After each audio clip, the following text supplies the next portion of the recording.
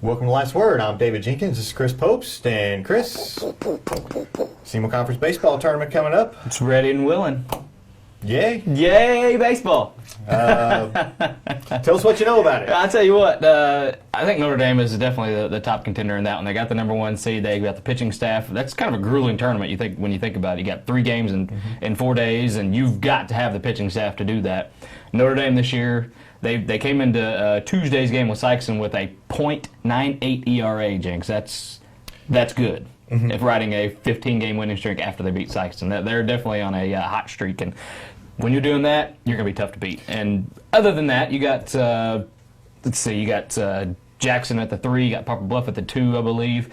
It's going to be a fight to get in that championship game, but I think it's Notre Dame's to lose as far as that goes. You know, I looked on Max Preps. I don't know. I saw Notre Dame pitch yesterday. I looked on Max Preps, and they had their little bit different stats, but close to the same. They had them with a 1-team ERA after last night. Graham Ruop, who pitched against Sykeston, 5-1 ERA of under 2. Adam Pope, 4-1 ERA of 1, and 2 other guys, Hunter F. Tink and Tyler Essner. They both have won 4 games, ERA under 1. Yeah.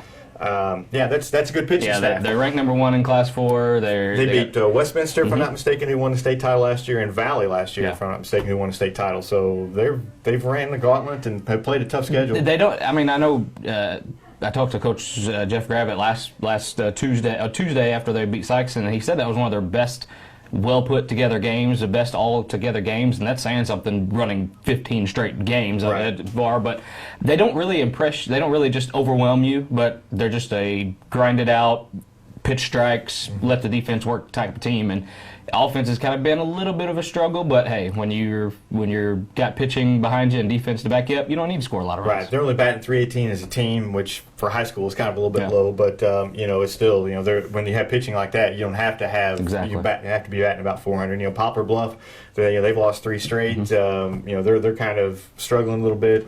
Jackson, they actually beat Notre Dame on April 6th, 1-0. They have good defense, good pitching, but I don't know if they've got. They're going to have to use some of their good pitching to get to the championship. Exactly. I don't know if Notre Dame. That's where Notre Dame has the advantage there. They're just so deep in the pitching staff, and in a tournament setting, that's just tough to beat, and you can't match it. I mean, they might not have the best pitcher, arguably Garrett Rupp or however you say it. He's already committed to go to Mizzou, so you would think that he's pretty good. But who's a top 25 team this year? Yeah, exactly. That's pretty impressive. Exactly, gets a chance to play in the SEC, so that's good. And I mean, you have guys that can match him, but you don't have the pitching staff to match Notre Dame, and that's where they rise above all else. And man, New Madrid, dark horse, seeded 7th. They beat number 2 Poplar Bluff Tuesday, and they play again Friday, and that bodes well for them going into that tournament. New Madrid, they were missing some players for a time, and those players are now back, so that's going to help them. So they're probably not as bad as a 7 seed, but they lost some conference games with those players out. So they're a formidable opponent for Poplar Bluff, who, like I said, has lost 3 straight, and they're kind of struggling right now a little bit. I'm sure that Brandon Stuckensnyder, I would assume he'll be the pitcher against. I would think that's kind of the funny thing about these tournaments is, do you pitch your ace in the first game to get you to the next level, or do you roll the dice and save your ace for one of the semifinal or championship game? I think Poplar Bluff losing 3 straight. I think they've got to throw. They have to. That's just the way that Notre Dame won't have to. I don't think Jackson will. Poplar Bluff, they kind of have to. After losing to Madrid already, they have to throw. They have to get to that next round, and then you just roll the dice with whoever you got next in the line. That kind of bodes into our 4-5 game. Sykeston, Cape Central. Sykeston beat Cape Central 12-0 the other day. Do they throw Jacob Clark, or do they throw someone else who? Once you get past Clark, you kind of drop off. Clark and Gaines, I think that's kind of their 1-2. Yeah. But after that, they have issues like a 30-1 beating by Afton. When your pitching falls off. I've never seen that before. I haven't either. I've seen and Sykeston's not a bad team. No. They're 9-8. But Afton must be pretty good. And they kind of put it on them. One of those days. 30 hits. Hey, you'd rather lose big than lose 1-0. Exactly. I guess. Maybe. I don't know. 30-1. That's a big. 30-1. Yeah, that's a big. But getting back to that, the pitching, I don't know if Sheeter will go with Clark on Friday. I really don't. I don't know if I would. But you did have Gaines. I would pitch Gaines Friday, but he pitched Tuesday. I don't know if that'd be enough rest for him. They don't really have that formidable 3 guy. A lot of high school teams don't, but you got a pretty decent combo with Clark and Gaines, and that can get you a few wins. But you kind of have, like you said, you kind of have to get to that next round and right. Clark. If you throw Clark for just maybe 3 innings or so and get a lead or something. I don't know, because I would have wanted to save Gaines for the first round, but then at the same time, then you had to face Notre Dame on Tuesday. You don't want to throw Clark and then Clark back to back against them too. So it was kind of a tough situation for Coach Cheater. I'm kind of curious to see what they do on Friday. Yeah, Clark, I believe he pitched Saturday against Cape Central, and obviously you don't want to throw him that close, but you throw Clark against Notre Dame and then save save Gaines for that Friday game. Maybe you throw someone else in there, and maybe possibly. You just hope you can hang in there and get a win, and then you have Gaines and Clark for your two next games. Nathan Hampton, Trent Sidwell, he's a kind of relief guy. I don't know if he started any games or not. He might have started a few, but they're not really deep, and that's a problem for a team like Sykeston who needs good pitching, because their offense just isn't there sometimes, and they have trouble scoring runs and producing when they need to. And Clark's as good as anybody. He's going to keep them in a game anytime, but it's just one of those things you just kind of. One thing I've seen a few Sykeston games, there's just not a lot of speed. Once they get on base, they really can't do a whole lot to because there's just not a lot of speed. If you had some speed, you get some runners moving and things. They just don't have that. And it kind of puts them behind the 8 ball a little bit. Sometimes they'll get production from the back end of their lineup, but the front end they just won't show up. Sometimes they don't. It's not like Coach Cheater said. They don't turn their intensity level up when they have runners in scoring position and try all they can. A lot of strikeouts. Man, they strike out a lot. That's just one of the teams they don't put the ball in play enough. Yeah, we were talking about that at the Notre Dame game. There are a lot of strikeouts, but it seems to be that's kind of the trend now. You look at it. I see a lot of high school. Okay, I don't see a lot of high school games. I'm not going to lie, but over the years, I've seen more and more strikeouts as I cover games and things. It used to be you get 6 or 7. Now you're getting 10, 12 a game. I think that's just the way baseball is going in general. You get it in the major league, the same way in the major leagues too. Yeah, you think about it, over the last few years. Look at how many good pitchers we've had around here that signed when going off to college. You've got guys that's throwing upper 80s and can move, getting good movement. That's tough to hit for any high school kid, even the good ones. That's dominance right there, and Notre Dame's right there at the top. So yeah, they've got 4. Yeah, just pick your poison. Yeah, exactly. I think Gravett just comes to the games, picks a name out of a hat. Okay, you're throwing today. You. Yeah. Oh, yeah. Okay. Yeah, you pitch. Yeah. So it's and he's fine with it. That is perfectly fine. They're sitting pretty right now. And another thing, I really like their catcher. I believe his name's Job. I don't know how you say Christian Job. Is that? Yeah. Is that who it is? Yeah. He's really good. He handles the pitching staff very well too, which that helps your pitchers also. Yeah, and you underestimate a catcher. Most of the time he's calling the pitches, and he's that guy. He's him and the pitcher, the only two handling the ball the whole game. He did a great job. Ruop, however you say his name. A lot of crazy names. But, he kind of got in a little bit of trouble against Sykeston, and the catcher talked to him, immediately gets out of it, 2 straight strikeouts, going to the dugout. Yeah. So,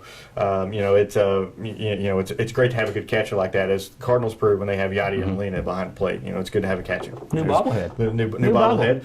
That was just kind of a segue. There you go. Yeah, getting the new bobblehead. Let's see, 1, 2, 3, 4, 5, 6, 7, 8, 9, 10. 10 gloves, 7 gold, and 3 platinum. Is that what 3 platinum, I believe, is for the best fielder in all of baseball, I believe, or all of the league or whatever. Yeah, last 3 out of 4 years. Yeah, there you go. Yeah, it just proves our point. That's right. That's what you get when you get to go to the game nowadays. Nice little bobblehead. Add to the collection of our furry and bobbly companions. Yes.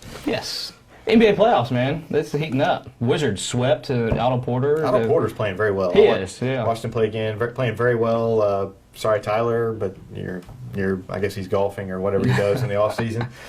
Tough to find some clubs that big, but but Otto, he didn't play that much, especially at the end of the season. He hardly played at all, and now he's getting 30-something minutes a game. Yeah, Whitman knew what he was doing. He's saving them. Hey, he's fresh. I'm really impressed with the way he's come on. He's become an option. That's something to say from what he started out with the injury and all that stuff, and it didn't look good. And I know a lot of people wrote him off way too early, and that's tragic when you look at it, because you look at a guy who's drafted 3rd in a not very strong draft, and you think, okay, he's going to be like a savior type. No, he's not that type of player. He's a fill in the role, do what he can do. I like he's being a little bit more aggressive. I know Paul Pierce has kind of been on him, and I read a few Coach Paul Pierce. Coach Paul Pierce. Since Paul Pierce took over that team, they look pretty good. He's a veteran that knows how to do that, man. He gets the best out of everybody around him, and that's what he's there for. For that young team, that's what he's there for, and he does a great job. It's obviously, they're just doing great. As far as they just completely annihilated them in game. Toronto in Game 4. Your Bulls. I thought they had a great game from Derrick Rose. Okay. I thought they were okay. just. We're okay. I mean, I thought, hey, they're going to give Cleveland some problems. Then Cleveland loses Love, but Chicago still can't close it out. They're going to close. They're going to close. Bucks are not bad. Bucks aren't bad. They got a good young team. Michael Carter Williams. Awful. Michael Carter Williams almost a triple double in that Game 5. And hey, they're going to close it out. They're going to close it out. Bucks aren't bad, right? They're not bad. They made the playoffs. Everybody made the playoff in the East. Not everybody. The Knicks. Not everybody. Oh, come on. They're in the playoffs for a reason. They're not bad. If the Bucks were in the West, would they even been close? No, not at all. But we're not talking about the West. We're talking about the East. Okay, you can't. This is like Class 1 versus Class 5 stuff. You can't judge where they're at. They're definitely Class 1. You can't judge where they're at. They're not that bad. They're definitely Class 1. No, they're not that bad. So you're saying Class 1's bad? I'm not saying that. I'm not saying that at all. Class 1 was bad. I'm not saying that at all. But we do know there's a difference between Class 1 basketball and Class 5 basketball. Well, we know there's a difference. I'm saying that Chicago's Class 3. I'll say Class 3. That's a good analogy. And the Bucks are a middle 500 Class 1 team. No, they're not that bad. They got the Greek Freak, man. They got a good they're young so painful team. To watch. They're not fun to watch, but they're so painful to watch. But they're a decent team. Get Jabari Parker back out there. A nice building program right now, as far as the Bucks are. Yeah, get Jabari Parker, then they're good Class 1.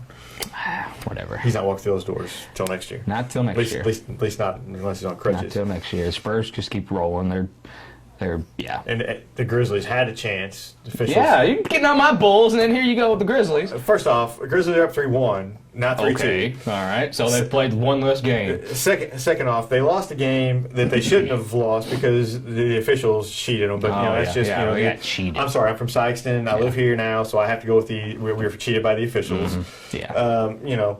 But they were. He gets fouled on a 3-pointer. He wasn't even touched. First off, it was a legal screen to get him open in the first place. I'm just saying. Blah blah blah blah. They close out. They play tonight after we film this. They're going to close out tonight. We'll see. And with Michael Conley with his face broken in pieces apparently. Yeah, that's not good. Not good. No, I don't see them beating Golden State with Michael Conley's face in you gotta have 10 different pieces. All hands on deck against Golden State, but we'll see. They got to get there first. They'll get there first. Speaking of Sykeston, you said something like Sykeston a while ago. The SEMO Conference Golf Tournament was hosted in Sykeston for the first time since it started in 2002. Papa Bluff won the team tournament. It had Kobe Franklin from Cape Central win Cape Central's 4th conference individual championship in as many years, and you had Gabe Wheeler from Sykeston. He finished 2nd, and that was the first time I covered one of those big golf tournaments, and made me really want to go out and play golf. I'm playing Saturday, so I'll let you know how it goes because I haven't touched my clubs in a year, so I'm sure it's going to be uneventful. Oh, Charlie, I need to get the camera out there, buddy. Yeah. Need to get the camera out there to film this. Yes. Yeah, it'd be shank left, shank right, dribble down the middle. That's why we need to get. That's all we need to get. It'd be fun stuff. We need to document this. Jinx on the links. New segment, Charlie. We got it. Jinx on the links. I'll teach you some stuff. I'll teach you what not to do. There you go. There you go. We always we learn more from our mistakes. That's right. But the funny thing is, I always beat him. So I've never ever claimed to be a good golfer. I like to play out there. I love to play. I'm bad, but I'm getting better. Well, that's all the time we have for this week. Thank goodness, because we talk about more about my golf game, we'll start crying.